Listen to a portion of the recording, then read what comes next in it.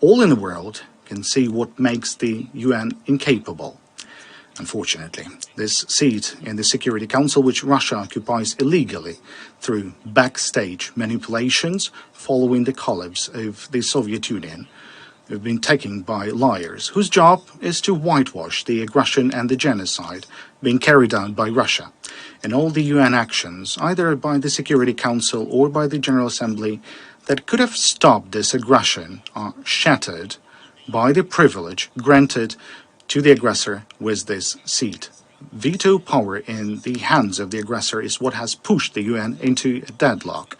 Today, no matter what nation you might be, a nation with hundreds of millions of people, or a small nation, a nation that bravely defends its independence, or a country whose long history of independence can help others, a state in need of help, or a nation that could provide some genuine support, a state relying on its army, or a state considering the UN Charter, but not the army, as its first and last line of defense. Regardless of who you are, the current UN system still makes you less influential than the veto power possessed by a few and misused by one, Russia. That is to the detriment of all other UN members. These days, in the General Assembly, we can hear the word inequality too often. Inequality is mentioned by different nations, both larger and smaller. It is precisely inequality that renders the UN ineffective. I regret that so far the UN Security Council is just the largest and the most visible platform in the world. I believe and I know that UN is capable of more. I'm confident that the UN Charter can actually work for the sake of peace and security globally. Thank you so much. Thank you. Distinguished Prime Minister Rama, I'm grateful to the Albanian presidency for the organization of this meeting. Mr. Secretary General, ladies and gentlemen, since the start of the full-scale aggression launched by the state, which for some reason is still present here among the permanent members of the UN Security Council, there's already been 574 days of pain, losses, and struggle. Russia has killed at least tens of thousands of our people and turned millions into refugees by destroying their homes. Most of the world recognizes the truth about this war.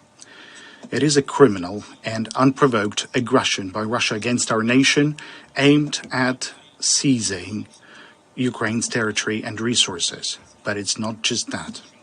The terrorist state is willing, through its aggression, to undermine all the grounds of international norms meant to protect the world from the wars. And I'm grateful to all those who have recognized Russian aggression as the violation of the UN Charter. Ukraine exercises its right to self-defense, helping Ukraine with weapons in this exercise by imposing sanctions and exerting comprehensive pressure on the aggressor, as well as voting for relevant resolution, would mean helping to defend the UN Charter. The resolutions of the General Assembly have clearly recognized the fact that the only source of this war is Russia, but this has changed nothing for Russia in the United Nations. However, these are the situations that have changed everything for the UN. We should recognize that the UN finds itself in a deadlock on the matters of aggression. Humankind no longer pins its hopes on the UN when it comes to the defense of the sovereign borders of nations. World leaders are seeking new platforms and alliances that could reduce the disastrous scope of problems, the problems that are met here within these walls with rhetoric, rather than real solutions, with aspirations to compromise with killers, rather than to protect lives. Life should be defended uncompromisingly to ensure successful protection. But I would not be here today if Ukraine had no proposals precisely regarding some specific solutions. Yesterday, in my address to the UN General Assembly, I said that Ukrainian peace formula had become the basis to update the existing security architecture in the world. to restore the real power of the UN Charter and the rule-based international order. Now, I would like to present some very specific details based on the peace formula. Notably, it's point 5, and it's called Implementation of the UN Charter and the Restoration of Ukraine's Territorial Integrity and the World Order. All in the world can see what makes the UN incapable. Unfortunately, this seat in the Security Council, which Russia occupies illegally through backstage manipulations following the collapse of the Soviet Union, have been taken by liars whose job is to whitewash the aggression and the genocide being carried out by Russia.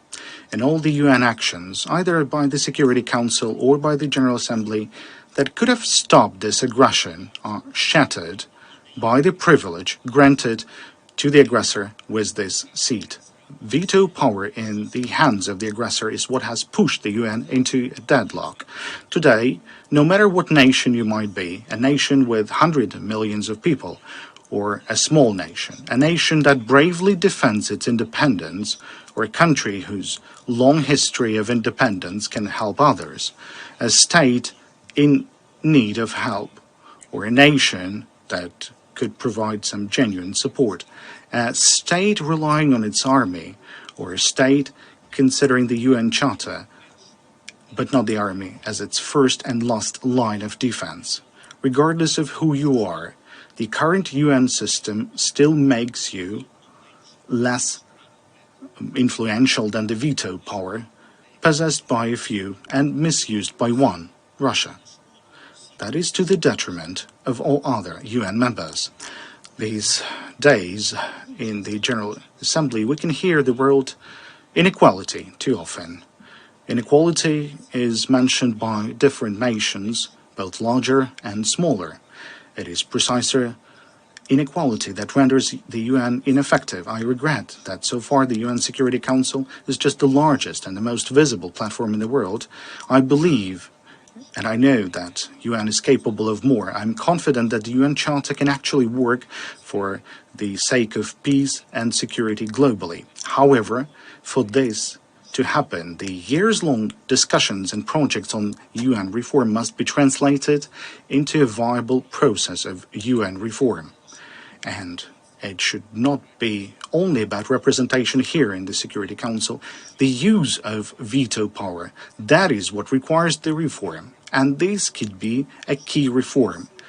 That is something that can restore the power of the UN Charter. Ladies and gentlemen, 574 days of the full-fledged Russian aggression means 574 reasons for changes in this chamber. And the numbers of votes in favor of this challenge actually amounts to billions. The absolute majority of people in the world want to live in the world free of aggression. In contrast to all us, there's only a few obsessed individuals in Moscow. Veto right should not serve those who are obsessed with hatred and war.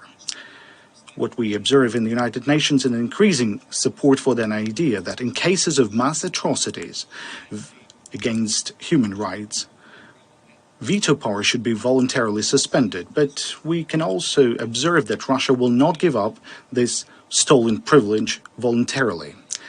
Therefore, the UN General Assembly should be given a real power to overcome the veto. This will be the first necessary step. If it is impossible to stop the war because all efforts are vetoed by the aggressor or those who condone the aggressor, it is necessary to bring this issue to the attention of the General Assembly. In the event of two-thirds of the votes reflecting the will of nations from Asia, Africa, Europe, both Americas, and the Pacific region, in other words, a global qualified majority, the veto should be effectively overcome, and such resolution of the General Assembly must be legally binding for all member states.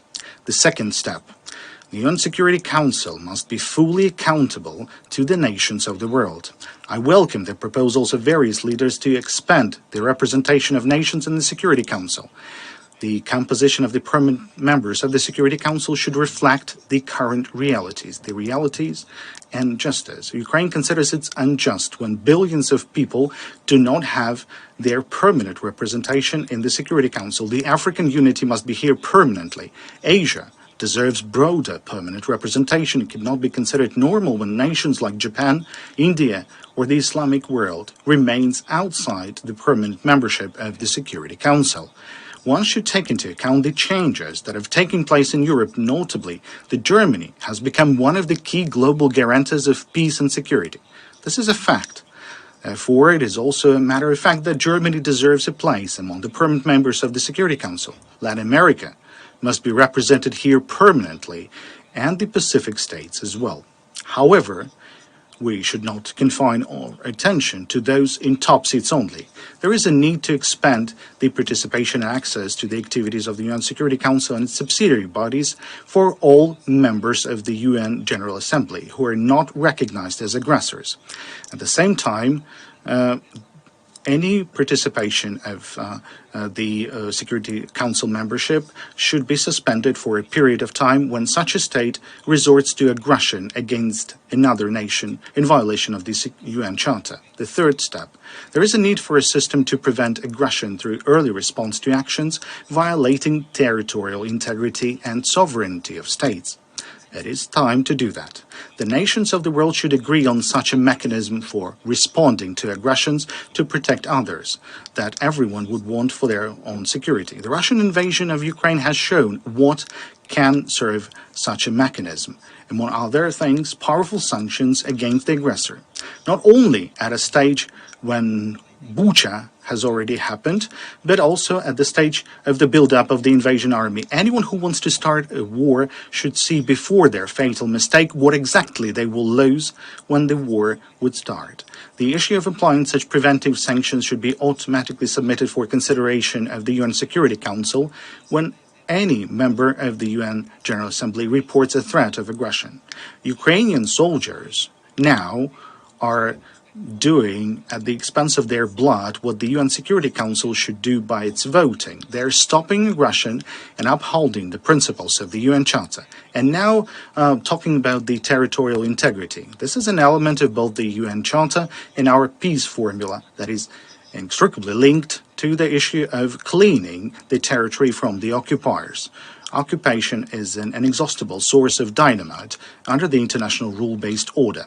So I will provide examples of concrete steps to be taken for the security architecture to be strong.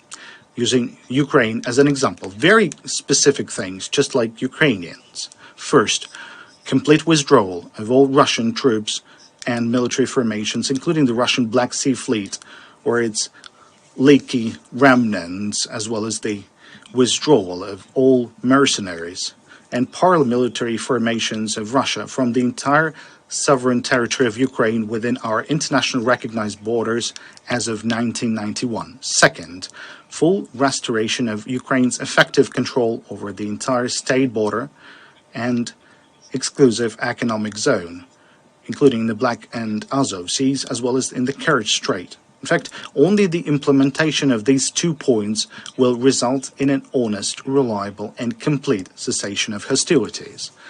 Ladies and gentlemen, reform of such international institutions were made following tragedies, following major wars. We should not wait for the aggression to be over. We need to act now. Our aspiration for peace should drive the reform. As I was preparing the Ukrainian peace formula, I underpinned its points by the principles of the UN Charter. Only the principles of the UN Charter and resolutions adopted by the General Assembly. This is precisely what enables the Ukrainian peace formula to become global. The nations that engage with the formula realize that they're working for the rule-based international order, for the protection of territorial integrity and sovereignty of states, protection of human rights, prevention of aggression, and genocidal policy. Naturally, the epicenter of such efforts should be in this very chamber, the UN Security Council chamber, and even to the greater extent in the General Assembly Hall. If reform of UN institutions is necessary for that, then we should not be afraid of such reform. We are ready to work together with UN members who have joined the peace formula to work on relevant draft resolutions and amendments to the UN Charter. And I would like to make it clear for everyone in the world that Ukraine is proposing while addressing to nations of the world and calling them to join the implementation of the peace formula. Every country can demonstrate its leadership within the framework of one or more or maybe all points of the peace formula. We can establish groups based on the points of the peace formula where national security advisors to heads of states and diplomatic representatives work. Now, these groups are tasked to elaborate a list of decisions and legislative proposals to be implemented in order for the relevant point of the peace formula to be fulfilled. We're ready to hold 10 conferences at the level of advisors and in accordance with the 10 points of the peace formula, then a summit on the level of leaders. Later, these drafts would be prepared and submitted for consideration by heads of states at the respective summit. Thereby, all nations of the world that respect peace can actively participate in restoration of peace. Cooperation is always the key word for Ukraine in international relations. This word is also key for peace. So let the peace prevail. May our institutions and our cooperation be stronger. I thank you for your attention.